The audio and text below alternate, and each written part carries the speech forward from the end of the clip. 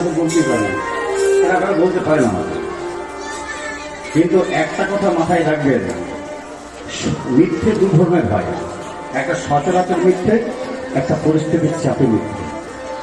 সচরাচর মিথ্যে কোনটা?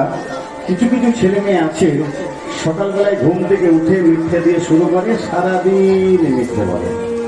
কিন্তু একটা কথা মাথায় রাখবেন, একটা মিথ্যে কথাকে ঢাকা দেওয়ার জন্য অনেক মিথ্যের আশ্রয় দিতে হয়। আর এখন মিথ্যে কিসে বলা সোজা জানেন? কিসে মিথ্যে বলা খুব সোজা, যে কেউ বলতে পারে। কিসে? ফোনে নয়, সেলফোনে, মোবাইলে। আপনি মোবাইল নিয়ে কোথাও গেছেন, এখন একটা ছেলে আমতলায় দাঁড়িয়ে আছে, কোনো বন্ধু ফোন করে, হ্যাঁ কোথায় আছে? বা বলিস না, বোম্বে এয়ারপোর্টে নামলাম।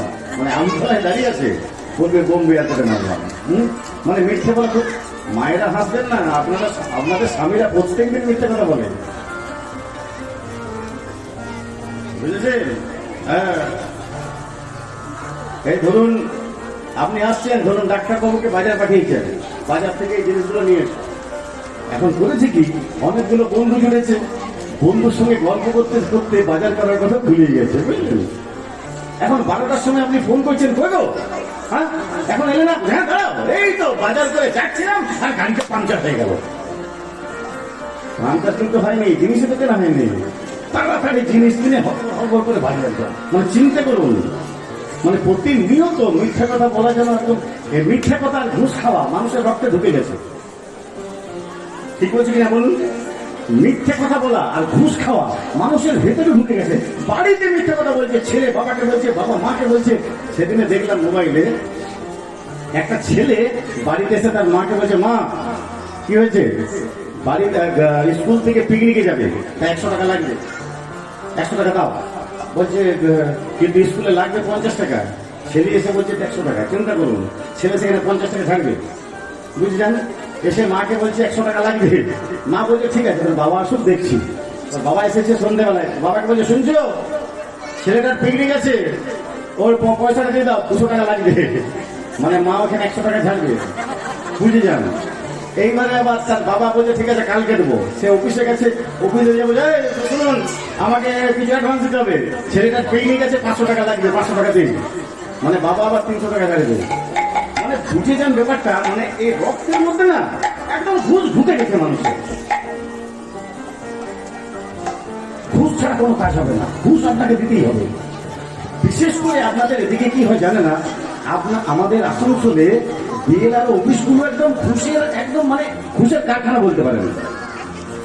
ঘুষ ছাড়া কোনো কাজ হবে না।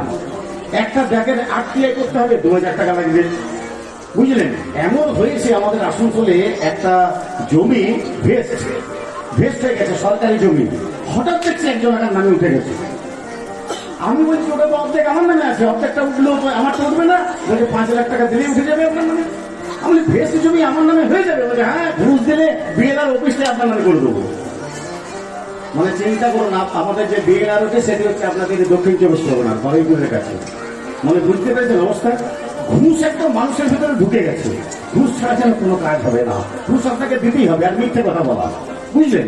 কিন্তু আগে বললাম মিথ্যে দু ধরনের হয়, একটা সচরাচর মিথ্যে, পরিস্থিতির চাপে মিথ্যে। পরিস্থিতির চাপে মিথ্যে বললে কোনো অপরাধ হয় না। যেমন ধরুন আমি যে উদাহরণটা আপনাদের দেবো, আপনারা সবাই জানেন, সবাই মানে এইটুকু থেকে বুড়ো পর্যন্ত সবাই জানেন, আমিও জানি, এটা পড়েছি ক্লাস 3-তে। তবে বইয়ে অর্ধেকটা আছে, অর্ধেকটা নেই।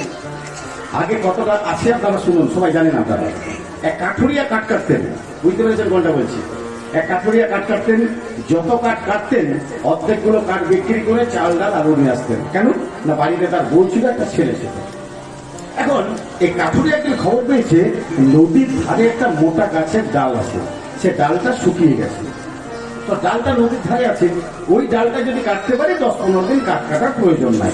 সে সোজা চলে গেছে নদীর ধারে।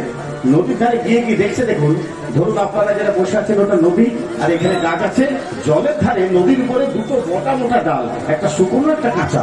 তো মনে মনে ভাবছে এই শুকনো ডালটা যদি কাটতে পারি তাহলে 10-15 দিন কাঠ কাটার প্রয়োজন নাই, ভালো কথা। সে গাছে উঠেছে কাঠুরিয়া, গাছে উঠে কুঠার, ওটাকে আপনারা কুঠার বলতো, কুঠারটাকে নিয়ে গায়ের জোরে শুকনোটাকে মেরেছে। এবারে যারা কাঠ কাটে কাল সকালে জিজ্ঞেস করবে শুকনো কাঠা কিন্তু কুঠার স্লিপ করে, কুঠারটা স্লিপ করে পড়ে গেছে জলে। আরে সাঁতার জানে না, বুঝলেন? সে গাছ থেকে নেমে তাড়াতাড়ি কাঁদতে কাঁদতে মাকে বলছে, ও মা জলের দেবী মা, একেবারে এসো মা, ও মা জলের দেবী মা গো মা, একেবারে এসো। জলের দেবী সোজাসুজি চলে, কি হয়েছে তোর, কাঁদছিস কেন?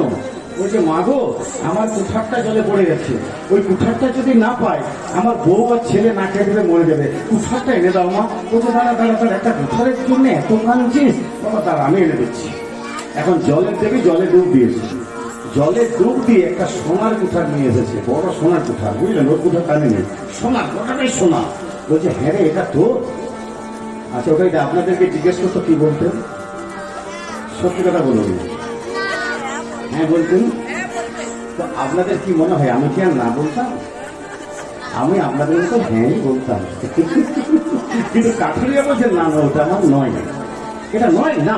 ঠিক আছে ধরো, আবার যাচ্ছে, ওটা ধরতে দিয়েছে, ধরতে দিয়ে আবার জলে ডুব দিয়েছে, আবার জলে ডুব দিয়ে একটা রূপোর কোঠা নিয়ে এসেছে। হ্যাঁ এটা তো।